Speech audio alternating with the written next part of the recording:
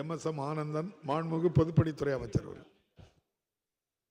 மாண்புமிகு பேரவைத் தலைவர்களே, பல்லட நகரம் போக்குவரத்து நெரிசல் மிகுந்த பகுதியாகும்.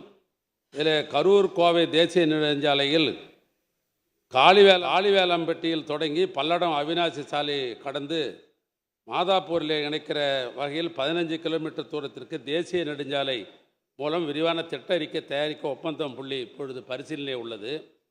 பல்லட நகரில் போக்குவரத்து நெரிசலை குறைக்கும் வகையில் மாநில நெடுஞ்சாலை மூலம் பல்லடம் கொச்சின் சாலையில் பனிக்கம்பட்டியிலிருந்து பல்லடம் தாராபுரம் சாலையிலே அனுத்தூர் பாளையம் வரை 7.6 கிலோமீட்டர் தூரத்திற்கு இணைப்பு சாலை அமைக்க 54 கோடி மதிப்பீட்டில் நில எடுப்பு பணிகள் நடைபெற்று கொண்டு வருகிறது.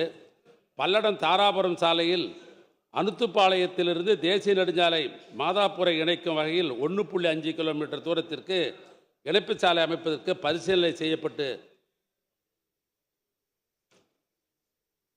வருகிறது.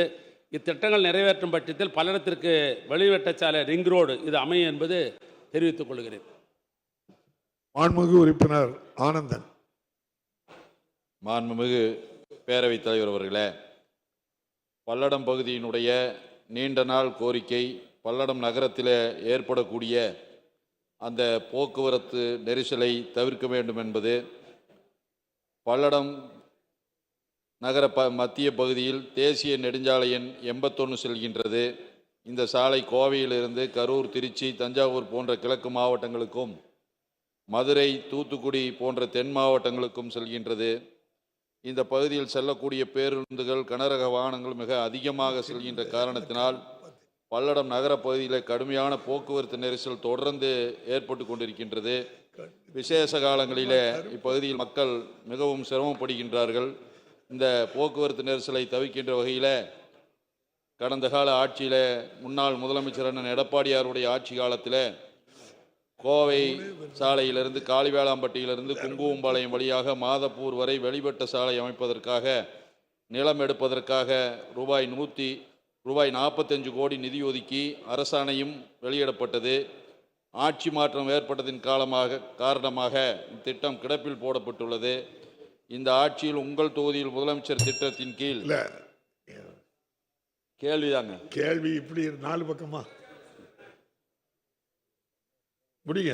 கோரிக்கை வைத்திருந்தேன். அந்த கோரிக்கையை ஏற்று மதிப்பீட்டு தொகை 195 கோடி என்றும். இதெல்லாம் அமைச்சர் சொல்லதே நீங்க சொல்றீங்க. நீங்க சுற்றுச்சாலை அமைக்கப்படுமா இந்த வருஷத்திலே இதுக்கு அனுமதி அளித்ததெல்லாம் நீங்க என்ன சொல்றீங்கன்னு கேளுங்க. அமைச்சர் சாலையை வாங்கிடுவோம். இன்னொரு கேள்வி, அந்த பணிகளை விரைந்து செயலாற்றி பல்லட மக்களினுடைய நீண்ட நாள் கோரிக்கையை நிறைவேற்றி தருமாறு மாண்புமிகு அமைச்சர் அவர்களை தங்கள் வாயிலாக கேட்டுக்கொள்கின்றேன். மாண்புமிகு அமைச்சர் அவர்கள். மாண்புமிகு பேரவைத் தலைவர் அவர்களை ஏற்கனவே ஒரு விரிவான பதிலை சொல்லியிருக்கிறேன். பொதுவாக பல்லடம் என்பது ஒரு நெரிசலான பகுதி தான். ஏன்னா கரூர் டு கோவைக்கு வருகிற பெரும்பான்மையான வண்டிகள் அந்த பக்கம்தான் வரும், வேறு வழி இல்லை. திருச்சியிலேருந்து வருவ வண்டியாக இருந்தாலும் சரி, அந்த வண்டிகள்லாம் பல்லடத்தை கடந்து தான் போகும். மணிக்கணக்கில் நிற்கிற நிலைமை இருக்குது. அதெல்லாம் உணர்ந்து தான் நான் குறிப்பிட்டு சொன்னேன். ஏறத்தாழ 3 சாலைகள், தேசிய நெடுஞ்சாலை, மாவட்ட நெடுஞ்சாலைகள், இப்படிப்பட்ட ஓடிஆர் சாலைகளை இணைக்கிற ஒரு சாலை அமைத்தால் அது ரிங் ரோடாக அமையும். அதற்கு முக்கியத்துவம் கொடுத்து தான் நில எடுப்பு ஒரு பகுதியில் எடுத்துக்கொண்டிருக்கிறோம். விரிவான திட்ட அறிக்கை ஒரு பகுதியில் நடைபெற்று கொண்டிருக்கிறது. எனவே இந்த ஆண்டு நிதிநிலைக்கு ஏற்ப அந்த ரிங் ரோடு அமைவது என்பதிலே அரசுக்கும் ஒரு அவசியம் இருக்கிறது. அதனால் அதை கட்டாயம் முன்னுரிமை அளிக்கப்படும். மாண்புமிகு உறுப்பினர் எம்.எஸ்.எம். ஆனந்தம். மாண்புமிகு பேரவைத் தலைவர் அவர்களே, அதே போல் பல்லடம் டு அவனாசி சாலை மங்களம் வழியாக மாநில நெடுஞ்சாலை போக்குவரத்து நெரிசல் அதிகமாக உள்ள சாலையாக இருக்கின்றது. கடந்த கால ஆட்சியில் இந்த சாலை விரிவுபடுத்தப்பட்டது.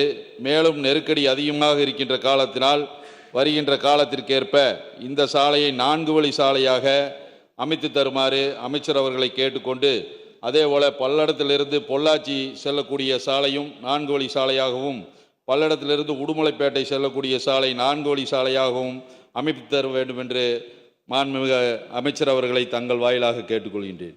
மாண்புமிகு அமைச்சர் அவர்கள். மாண்புமிகு பேரவைத் தலைவர்களே, அவர் சொல்லுகிற இந்த பல்லடம் அவினாசி சாலை என்பது இப்பொழுதே 4 வழி சாலையாக தான் இருக்குது. அது ஆனால் அது சென்ட்ரல் மீடியா போல விட 4 சில இடங்களில் இருக்குது.